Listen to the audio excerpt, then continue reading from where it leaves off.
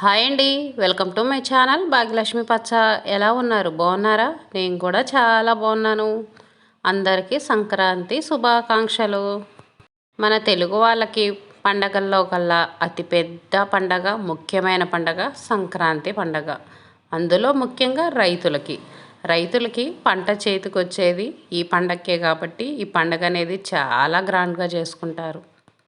అవన్నీ పాతకాలంలో అండి. ఇప్పుడు అంతగా ఎవరూ పట్టించుకోవట్లేదు. పాతకాలంలో సంక్రాంతి పండగ అంటే చాలా గ్రాండ్గా చేసేవాళ్ళు. సంక్రాంతి నెల మొదలైన కాడి నుంచి మళ్ళీ పండగ అయిపోయేంత వరకు ముగ్గులు వేసేవాళ్ళు, పెద్ద పెద్ద ముగ్గులు వేసేవాళ్ళు. ఈరోజు పండగ కదా, ఇంకా ఉదయమే నిద్ర లేచిన వెంటనే అంట్లన్నీ బయటేసాను. ఇంకా అంట్లన్నీ బయటేసి ఇదిగోండి బట్టలు అయితే నానబెట్టాను. ఇంకా చట్నీ అయితే వేసి పెట్టాను. ఈ అంట్లు కడిగి బట్టలు ఉతికేటప్పటికి కొంచెం లేట్ అయింది అనుకోండి, నవీన్ అయితే టిఫిన్ అని గొడవ చేస్తాడు. అందుకని చట్నీ వేసి పెట్టి, దోశల పిండి అయితే ఉంది, పిండి అయితే కలిపి పెట్టాను అనుకోండి, ఇంక వాళ్ళు టిఫిన్కి వచ్చినప్పుడు దోశలు పోసి వచ్చలే అని చట్నీ అయితే ముందే వేసి పెట్టుకుంటాను. అంట్లు కడుగుతున్నా కదా, ఒకేసారి ఇంకా మిక్సీ జారు అవి కూడా కడగొచ్చులే అని చట్నీ అయితే వేసి పెడతాను. ఇంక ఇదిగోండి అంట్లన్నీ తీసుకొచ్చి బయటేసి మొత్తం అయితే కడిగేస్తున్నాను. ఉదయం అంట్లు తక్కువగా ఉన్నప్పుడు ఇంట్లో ఏమైనా ఎక్స్ట్రా అంట్లు ఉంటే చూడండి, పంచదార అయితే అయిపోయింది, పంచదార డబ్బా కడిగేస్తున్నాను. పల్లీలు కూడా అయిపోయినాయండి, శనగిత్తనాలు కూడా అయిపోయినాయి. కొన్ని ఉంటే ఇంకా చట్నీ చేశాను, ఇంకా ఆ డబ్బా కూడా వేసి కడిగేస్తున్నాను.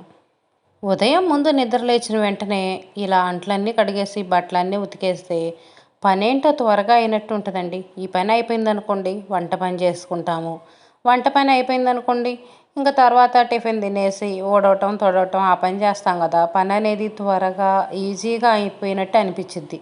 అలా కాకుండా పిల్లలు స్కూల్కి వెళ్ళేటప్పుడు ముందు టిఫిన్ పని చేస్తాము. టిఫిన్ పని చేసిన తర్వాత అంట్లు కడిగి బట్టలు ఉతికి ఈ పని అంతా అయిపోయేటప్పటికి టైం 9 అయింది. అప్పుడు టిఫిన్ తినేసి మళ్ళీ ఇల్లు క్లీనింగ్ అనేది మొదలు పెట్టాలంటే ఇంకా చాలా టైం అయినట్టు అనిపించి పని అయితే ఇసుకొచ్చేసిద్ది. ఉదయం ఈ పనులు అయిపోయినాయి అనుకోండి, పనులు అనేవి చాలా త్వరగా అయిపోయినట్టు ఉంటాయి. అంట్లయితే మొత్తం కడిగేసి ఇంక ఇదిగోండి అంట్లు స్టాండ్లో వేసి పక్కనైతే పెట్టేశాను. ఇంక ఇప్పుడైతే బట్టలు ఉతుకుతున్నాను. నిన్న పండగ కదా, ఇంకా కొత్త బట్టలు అవి కూడా ఉన్నాయి. కొత్త బట్టలు అయితే ఇంకా ఎక్కువ బ్రష్లు కొట్టి ఉతకాల్సిన అవసరం ఉండదు. లైట్గా సబ్బు పెట్టేసి లైట్గా బ్రష్ కొడితే సరిపోయిద్ది. ఎక్కువ బ్రష్ కొట్టామనుకోండి పాడైపోతాయి కదా కొత్త బట్టలు. నైట్ ముగ్గులు వేసి పడుకునేటప్పటికి టైం 1 అయింది. అంటే ముగ్గులు అంటే నిన్నటి ముగ్గు అలాగనే ఉంచేసాను, ముగ్గు బాగుంది కదా అని. కాకపోతే పక్కన చిన్న ముగ్గు ఒకటి వేసాను. ముగ్గులు వేయటం స్టార్ట్ చేసేటప్పటికే చాలా లేట్ అయింది.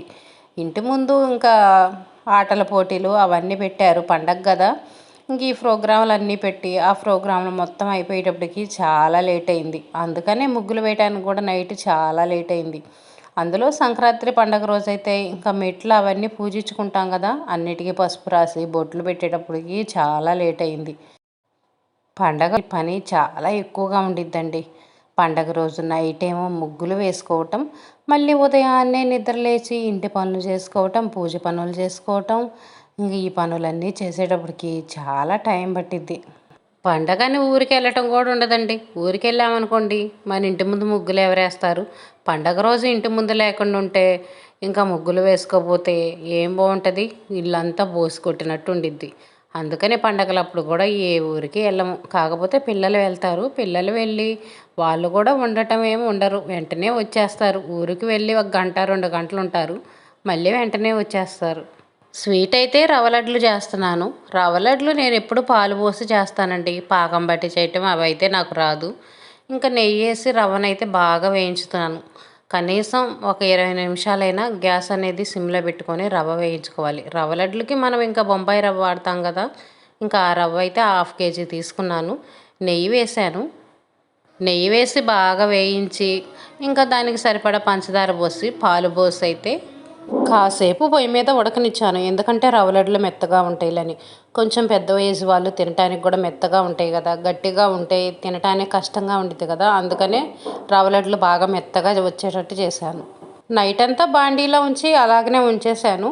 పాలు ఎక్కువ పోసాను, పాలు ఎక్కువ పోస్తే టేస్ట్గా ఉంటాయని పాలల్లో ఉడకనిచ్చాను కదా, కొంచెం జావగా ఉన్నాయి. కావాలనే చేశానులే జావగా ఉండేటట్టుగానే, మెత్తగా వస్తాయి కదా లడ్లు అని. ఇంకా నైట్ అంతా అలాగనే ఉంచేసి ఉదయం లేచిన తర్వాత ఇంకా లడ్లు చేశాను. ఉదయానికి మొత్తం అయితే బాగా ఆరిపోయింది. లడ్లు కూడా చూడండి బాగా పర్ఫెక్ట్‌గా వచ్చినియి. ఇంక లడ్లు చేసిన తర్వాత ఒక గంట సేపు ఆరబెట్టాను. ఆరబెట్టి ఇప్పుడైతే డబ్బాలోకి సర్దుతున్నాను. కొంచెం మెత్తగా ఉన్నాయి గదా లడ్లు, ఇంకా అడుగున అంటుకుపోతాయిలే అని అడుగునైతే పేపరేసాను. పేపరేసామనుకోండి అడుగనేది అంటుకుపోకుండా ఉండిద్ది. అందుకని ఇంక పేపరేసేసి పేపర్ మీద మొత్తం ఇదిగోండి పెట్టేస్తున్నాను. లడ్లు బాగానే వచ్చినియి. మెత్తగా ఉన్నాయి. టేస్ట్ కూడా చాలా బావుంది. స్వీట్ ఎక్కువ కావాలనుకున్న వాళ్ళు గ్లాసుకి గ్లాసు పంచదార వేసుకుంటే స్వీట్ అనేది బాగా ఎక్కువగా ఉండిద్ది. టేస్ట్ కూడా చాలా బాగుంటుంది. మరి స్వీట్ ఎక్కువగా ఉంది మాకు కొంచెం తక్కువగా కావాలనుకున్న వాళ్ళు గ్లాసున్నరకి కొంచెం పెచ్చి వేసుకుంటే సరిపోయిద్ది. పాలతో చేసిన లడ్లైనా సరే నిలవ ఉంటాయండి. 10 రోజులు 15 రోజులైనా నిలవ ఉంటాయి. ఎందుకంటే పాలల్లో బాగా ఉడకనిచ్చాం కదా, అందుకని మనం ఫ్రిడ్జ్లో పెట్టకుండా బయట ఉంచినా సరే 10 15 రోజులు పాడవకుండా చాలా బాగుంటాయి.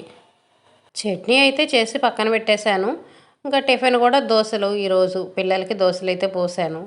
మా అమ్మాయి అయితే ఇంకా నిద్రపోతానే ఉంది. హాస్టల్లో ఉంటారు కదా పిల్లలు, ఇంకా హాస్టల్ వాళ్ళకి సరిగ్గా నిద్ర ఉండదు కదా, అందుకని కొంచెం లేటుగానే నిద్రలేస్తారు. పండగ అయినా సరే ఇంకా లేటుగానే నిద్రలేచారు. పండగ కాబట్టి 7కి 8కి అలా నిద్రలేస్తున్నారు. నార్మల్గా అయితే మాత్రం 9 10 వరకు నిద్రపోతారు. ఇంకా ఈరోజు కూర అయితే బంగాళదుంప ఫ్రై చేస్తున్నాను. బంగాళదుంపలోకి ఇంకా మసాలా అయితే నూరుతున్నాను. కొంచెం అల్లం వెల్లుల్లి అయితే వేస్తే కూర అనేది టేస్ట్ బాగుంటుంది. మసాలా వాసన అనేది ఎక్కువగా ఉంటే పిల్లలు ఇష్టంగా తింటారు. మసాలా లేకుండా మామూలుగా ప్లెయిన్గా చేసామనుకోండి పిల్లలు తినడానికి అంత ఇష్టపడరు. అందుకని ఏ కూర చేసినా కొంచెం మసాలా వేస్తే పిల్లలు ఇష్టంగా తింటున్నారు. కాకపోతే ఎక్కువ శాతం మసాలా అయితే వాడను. ఇంక ఇలా పిల్లల కోసం చేసిన కూరల్లో అయితే మాత్రం తప్పనిసరిగా కొంచెం మసాలా అనేది వేస్తాను. అల్లం వెల్లుల్లి పేస్ట్ వేసి కొంచెం ధనియాల పొడి వేస్తాను. ఇంకా అంతకంటే ఎక్కువ మసాలా అయితే వేయను. బంగాళదుంప ఫ్రై మసాలా వేయకుండా ప్లెయిన్గా చేసామనుకోండి టేస్ట్ అనేది అంత బాగుండదు. మామూలుగా బెండకాయ దొండకాయ అలాంటివి ఉన్నాయి అనుకోండి మసాలా వేయకపోయినా బాగానే ఉంటాయి, కానీ బంగాళదుంప ఫ్రై మాత్రం మసాలా వేయకపోతే అస్సలు బాగుండదు.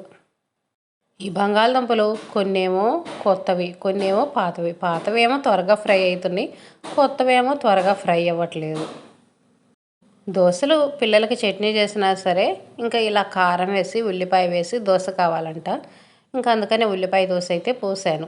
ఉల్లిపాయ దోశ కారం వేసినా సరే కొంచెం చట్నీ వేసుకొని చట్నీ నంచుకొని తింటుంటే దోశలు మాత్రం చాలా బాగుంటాయి. ఇంక ఇప్పుడైతేనేమో బంగాళదుంప దోశ వేస్తున్నాను. బంగాళదుంప ఫ్రై ఉంది కదా, ఎలాగో బంగాళదుంప కూర వేసుకొని దోశ చేసుకున్నా కూడా టేస్ట్ అనేది చాలా బాగుంటుంది. మసాలా దోశలాగా బాగుంటుంది. ఈ దోశ చట్నీతో తింటే అంత టేస్ట్ అనిపించదు. మామూలుగా ప్లెయిన్గా తింటేనే బాగుంటుంది. కొంచెం కూర అనేది ఎక్కువ వేసుకొని ఉట్టిదే తింటే బాగుంటుంది. చట్నీతో అయితే అంత టేస్ట్ అయితే అనిపించదు. కాకపోతే కూర అనేది మనం కొంచెం ఎక్కువ వేసుకోవాలి. దోశల్ని అలా చేసిచ్చినా సరే పిల్లలు ఇష్టంగా తింటారు. నార్మల్గా ప్లెయిన్ దోశ పోసి చట్నీ చేసినా తింటారు. చట్నీ లేకుండా దోశ మీద ఉట్టి కారం వేసి పోసినా తింటారు. కారం ఇంకా ఉల్లిపాయలు వేసి చేస్తే ఇంకా ఇష్టంగా తింటారు. ఎట్లా చేసినా దోశ అయితే చాలు వాళ్ళకి. ప్రతిరోజు దోశలు పోసినా ఇష్టంగానే తింటారు. 4 రోజుల నుంచి టిఫిన్ డైలీ దోశలే. అయినా కానీ పిల్లలకు బోర్ కొట్టదు. మనకైతే తిని తిని బోర్ కొట్టినట్టు అనిపించింది, కానీ పిల్లలకు మాత్రం దోశలు రోజు తింటున్నా సరే బోర్ అనేదే కొట్టదు.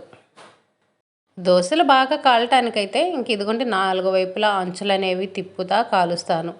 ఎందుకంటే పెద్ద దోశలు పోసినప్పుడు మధ్యలో కాలిద్ది, చుట్టుపక్కలేమో త్వరగా కాలదు కదా, అందుకని దోశల పెనాన్ని 4 వైపులా తిప్పుతా కాల్చుకున్నాం అనుకోండి దోశ మొత్తం బాగా కాలిద్ది. ఇదిగోండి క్రిస్పీగా కరకరలాడుతా చాలా బాగుంటాయి.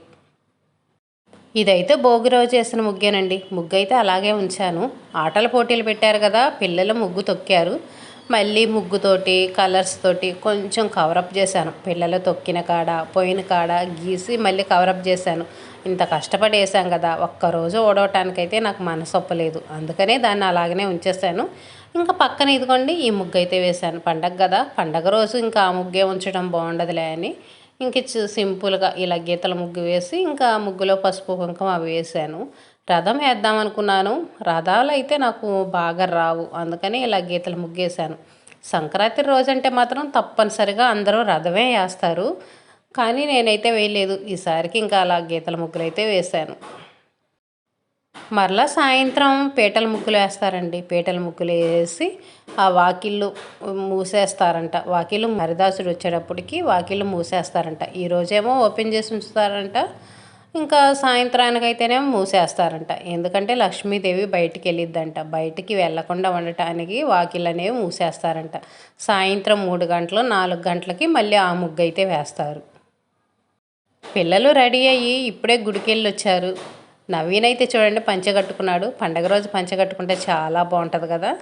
సంక్రాంతి పండగ అంటేనే రైతుల పండగ. రైతులంటే పంచ కట్టుకోవటం. ఇంక ఇదైతే భోగి రోజు సాయంత్రం పిల్లలకి ఆటల పోటీలు పెట్టారు అని చెప్పాను కదా. ఇంక ఇదిగోండి మ్యూజికల్ చైర్స్ పెట్టారు. మగపిల్లలకి ఆడపిల్లలకి ఇంకా చిన్నపిల్లలకి పెద్దల పిల్లలకి ఎవరికి వాళ్ళకి గ్రూప్గా పెట్టారు.